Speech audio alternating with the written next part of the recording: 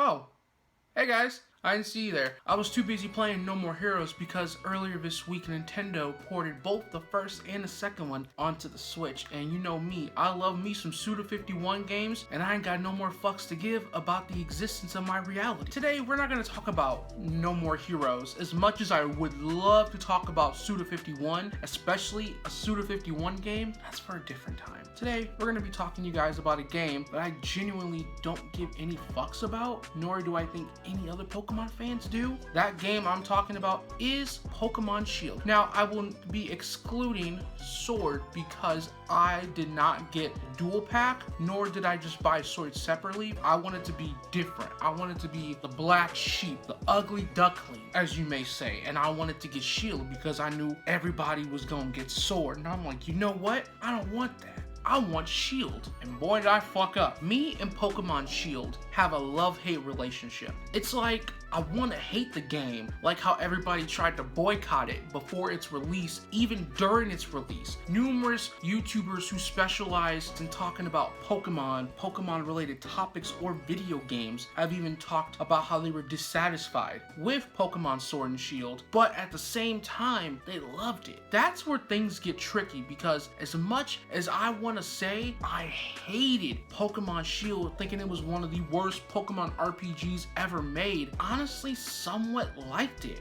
There's definitely some pros, few pros, and then there's big amount of motherfucking cons. So I'm here to talk to you guys about it, talk about the story, some of the things I liked, and just kind of just dissect the game. So without further ado, let's jump in, baby. Pokemon Shield the video game was released on November 15, 2019, developed by Game Freak and published by the Pokemon Company and Nintendo. Sword and Shield has sold over 18 million copies worldwide, making it the 5th best-selling game on the Switch. Sword and Shield introduces 81 new Pokemon, 13 regional variants of pre-existing Pokemon, new features such as Dynamaxing and Gigantamaxing, as well as the Wild Area. As far as the story goes, the player embarks on a journey to become the strongest trainer alongside their best friend Hop, and with the help of one of the Galarian starter Pokemon, either Grookey, Scorbunny, or Sobble. After being driven away from a mysterious legendary Pokemon in the Slumbering Weald, Professor Magnolia asks Leon, the current Galarian champion, to endorse both you and his younger brother Hop to take on the Galarian League. The setting takes place in the Galarian region, or the Galar region, inspired by Great Britain to fit as a United Kingdom X steampunk region. Originally teased at E3 2017, it was officially announced in February of 2019 through a Nintendo Pokemon Direct, and the game went on to immediately into development after the release of Pokemon Sun and Moon in 2016. As far as gym leaders, you got the first one, Milo, the grass type gym leader located in Turffield. You got second gym leader, Nessa, the water type gym leader located in Hulberry. You got the third gym leader, Kaboo, the fire type one, located in Motostoke.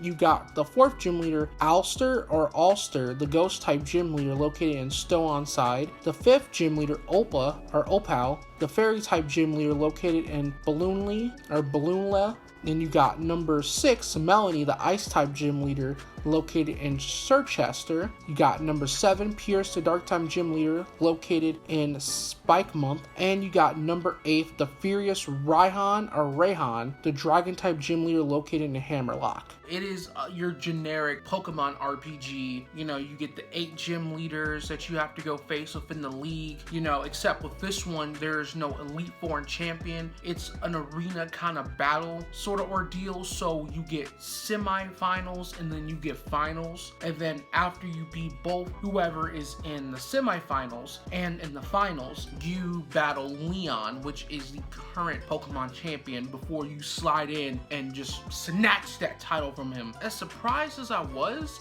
you know, a lot of the battles in that game were not even tricky. Like most Pokemon RPG battles are never tricky. As far as the battles, the graphics of the game, beautiful. Although I'll talk about an issue issue I have somewhat with the graphics a little bit later on down the road. The game looked spontaneous, it looked beautiful. Like I mentioned, it was inspired by Great Britain, kind of like the United Kingdom sort of aesthetic, and I definitely do like the aesthetic. Everything is just real nice, looks warm and cozy and vibrant, and I liked the colors. So a lot of us, I remember, really thought we was finna either get that Johto remake or that Sinnoh, because I know a lot of Pokemon fanboys out there really was hoping Nintendo was gonna come through and be like, yo, I got you, don't even trip. I heard y'all loud and clear, and we got that Sinnoh remake.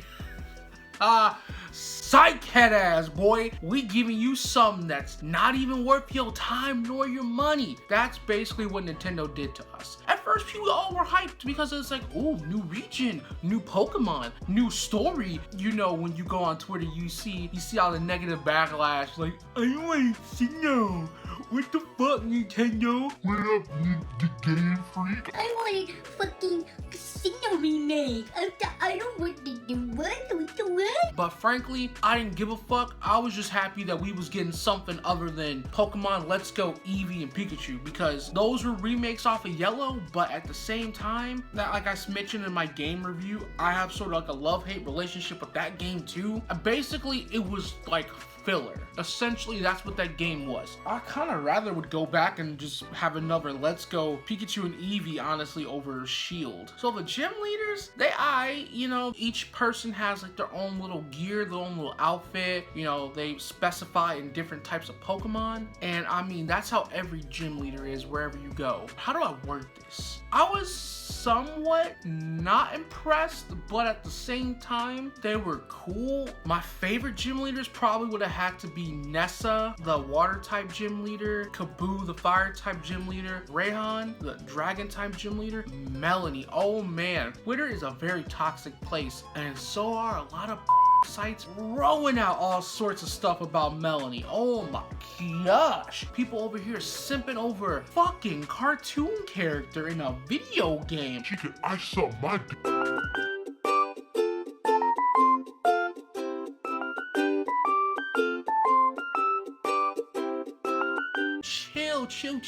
Chill.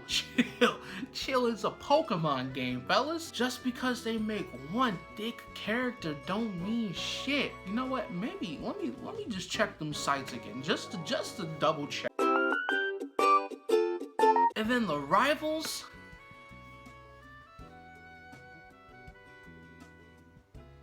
Hop it. But we got Beatty, and but we got Marnie, who, you know what, all three of these trainers are really fucking simple to beat. Hop, the worst trainer in the world, and I thought old dude back from Sun and Moon, you know, that rival, I thought he was like the worst trainer that they ever could have put in a Pokemon game. Beatty, essentially, I call that nigga Paul 2.0. I straight up thought Beatty was a girl. I'm sure everybody could testify and say that they thought that he was a girl too. And it's not because of the pink jacket, because trust me, pink is my favorite color next to blue. His features and design, like his hair, feminine features, like facial structure was real feminine. But I'm just saying, it's just, I was just thrown off to be surprised that Beatty was a girl. I mean, a boy. I am not helping my case. And then Marnie just reminded me of like your typical goth girl that you be seeing on TikTok. She had this whole hype with her called Team Yell, which Team Yell is probably one of the worst teams that have ever been brought into fucking Pokemon. Like, Team Yell was just terrible. I was looking at Team Yell thinking, oh shit, this finna be dope. Nope. That shit does not compare to Team Magma or Team Aqua, Team Plasma. None of them in those past Pokemon games. Team Yell does not even compare. Team Yell is just a bunch of like simps and followers. And not to mention, Marnie is the younger sister of Piers. That motherfucker lives in a city that ain't got no power. Piers beats himself up too much, which I did not like. Unlike his younger sister Marnie, who's like, oh yeah, I know I'm a great trainer, even though she gets Millie rocked in the semifinals. And then when you battle her period, she still holds her own and manages to make it to the semifinals. Leon isn't that bad. And he is Hop's older brother too, by the way. If I didn't mention that at all in this video, he is Hop's older brother. Very cocky, very cocky. For the most part, he's alright. Rose is just kind of weird. Same thing with his secretary, Elena, or I think it's Elena. I was surprised that whole plot when Rose had that weird ulterior motive and shit. That threw me off, like, completely. You know, the secretary, I could tell she didn't want to be a part of that shit, but she was like, look, he's paying my bills. Professor Magnolia and her granddaughter slash assistant Sonia. Magnolia doesn't even really be making that many appearances in the game. She just be having little cameo appearances. It's really Sonia, her granddaughter, who's trying to take her place, and at the end of the game ends up taking her place as becoming the official new Pokemon professor in the Galar region. But I like Sonia's spunk and her attitude. I liked her way more than Magnolia. So now the moment y'all been waiting for, them pros and them cons. We're gonna start off with the pros, because there's like a few things I'm just gonna briefly say about the pros. So I mentioned earlier that I liked the overall layout and graphics of the game. Like I mentioned, it looked really beautiful. The wild area is probably my favorite thing about this whole damn game. For some reason, it will fit the type of weather that is in the real world within that game, which is one thing that I like. And just roaming around and seeing the Pokemon with you as you roam around looks so fucking dope. And that is so cool that you can just run up on the motherfuckers. Them motherfucking Pokemon be running up on you. The wild area is just probably the best thing Pokemon and Game Freak could have ever done as far as a Pokemon game. I definitely like the raids, especially going back now and doing these raids, trying to get shinies and shiny legendaries and stuff. Them raids are so fucking fun. Those are like the two things I absolutely loved about this game. Eternus, but he's one of the legendaries you can catch in the game other than whichever one you have as your main legendary is better than the actual main legendary that you be catching in that game. Like, he is so fucking cool. Like his Dynamax Cannon, I think that's how you pronounce it. I don't know the type of name. I know it has cannon in it. His movesets are so fucking cool, and the overall design and look for him is boss. I'm like, shit, why wasn't this the legendary Pokemon? Why couldn't we get this over the other two? Like, why? Like, I would have been perfectly fine with that. Catching Eternus in a way was more on some boss level, like end of the world type shit, compared to getting like whichever you got. If you got Sword or Shield, whichever like that legendary was. I want to feel like I'm gonna fucking die while catching the legendary Pokemon. I want to feel like the world's finna end if I don't catch it. That's what I want in a Pokemon game. I want to feel that shit. Like I mentioned before, the battle arenas within each gym leader, I liked that. That looked really cool. The layouts for those were nice. I do like the battle arena kind of thing where people are, like I said, are watching you as you battle the gym leader, and then when you're in the semifinals and the finals, I thought that was really cool. Some of the Galarian Pokemon were pretty cool too. I wasn't impressed with all of them, but like, you know, different types of Galarian type Pokemon, like the Weezings. It looked like they just put Weezing in the Monopoly guy and they just had a baby.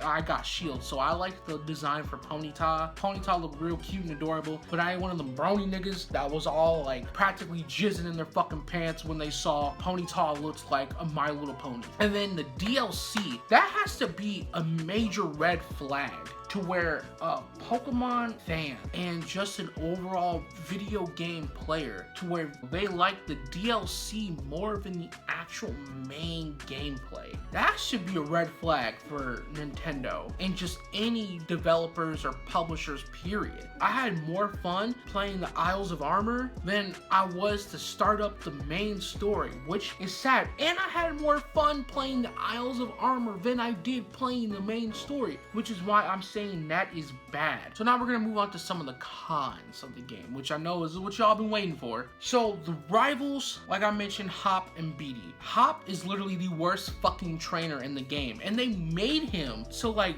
be the worst trainer in this game. Obviously he must be good if he makes it to the semifinals and the finals, right? Like, he must be good. That dude manages to get his ass whooped each and every battle. He's like, oh, I got it, you go do this, I'm gonna go handle these people over here. Then comes back, oh man, yo, can you help me? They just beat my ass. Can you? My brother hates me, man. He's gonna hate me. I can't live up to Leon. Oh, doo-doo. Never in my long period of time have I been playing Pokemon have I ever seen a trainer that was ass. I mean, Ash Ketchum, but we ain't finna go into that. He's terrible. And like I mentioned, BD, Paul 2.0, all day, every day. I did not like BD either, because that motherfucker got so mad when you beat him to the punch with shit. The Dynamaxing, Gigantamaxing, what? The crystals, those Z crystals or whatever, were one thing in Sun and Moon. Instead of having the Mega Evolution, which I actually did like the Mega Evolution. I didn't think I was, but I fucked with the Mega Evolution heavy. And then to take that away, and then take the crystal things away from the Alolan region to get Dynamaxing, Gigantamaxing. I mean, to some degree, it's alright, but like, this is not what I wanted to like see, nor did I expect the Pokemon Company and Game Freak and Nintendo to just throw at us. I don't know, dude. I just didn't care for Dynamaxing or Gigantamaxing as much. I mean, you can hate me all you want for that, but that's just me personally. I didn't really care for it, nor am I gonna start caring for it. The legendary Zamazenta definitely butchered that, since that's the one I got because I got Shield, was ass. His movesets, ass. Defense, ass. Attack status, ass. How you gonna make a legendary Pokemon, especially one be the main one within the story, fucking ass? I didn't even want it. I'm about ready just to wonder trade that shit. Like, I personally don't want it, but I'm trying to complete that Pokedex, and I am very close. I just stopped playing the game, but I am gonna pick it up so I can play the Crown Tundra. The story was very mundane and just not interesting whatsoever. When I play a Pokemon game, I really want the story to take me by surprise. I want the story to really move me, grasp, and engaged, and make me not want to put my console or handheld down. Shit, I'd rather be doing my homework over playing Pokemon Shield. Limited access to previous past gen Pokemon, I was not too thrilled of. Granted, I know they use some, old mechanics and shit from Sun and Moon in this game, so they can limit the access of how much Pokemon they can use and all that bullshit. We did not have a lot of access to some really good past gen Pokemon, and I frankly did not like that. I'll take what we can get, I guess. I guess they just didn't want more work. And now, briefly, I'm going to be talking to you guys about the differences between Sword and Shield. So, for Stone on Side and Sir Chester, the gym leaders were different. Those were the only two gym leaders that were different between the two games. Bia, the fighting type gym leader for Stone on Side City. And then you got Gordy, who was the rock type gym leader for Sir Chester in Sword. Different semifinal and final battles. I'm not going to go too much into detail who you get to battle and this and that, but just know that the semifinal battles and the finals battles are different. You got exclusive Pokemon and even the legendary Pokemon between the two games. For the DLC, you got exclusive different rivals. So for me, so like I said, since I had Shield, I got Avery, and then for Sword, you get Calera. If you definitely did not get Sword and Shield, I mean, you can get it now, because I mean, the DLC for the Crown Tundra just came out about a little minute ago. I'm gonna be playing that. They released the games with the expansion packs built in it. So if you did not get the game and you want to pick it up for the holidays, I'm sure it might be a little bit more pricey than the actual original cost of the game. Theoretically, you're going to be saving what, a little bit more money that way. If you want to just get that ass of an experience out the way you can.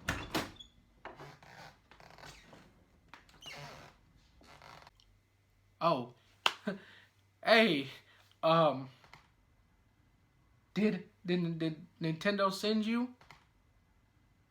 No. I wasn't talking shit on the game. No. I was saying that I loved Pokemon Shield, and I really did. I didn't find anything. No. You don't gotta come over here. No.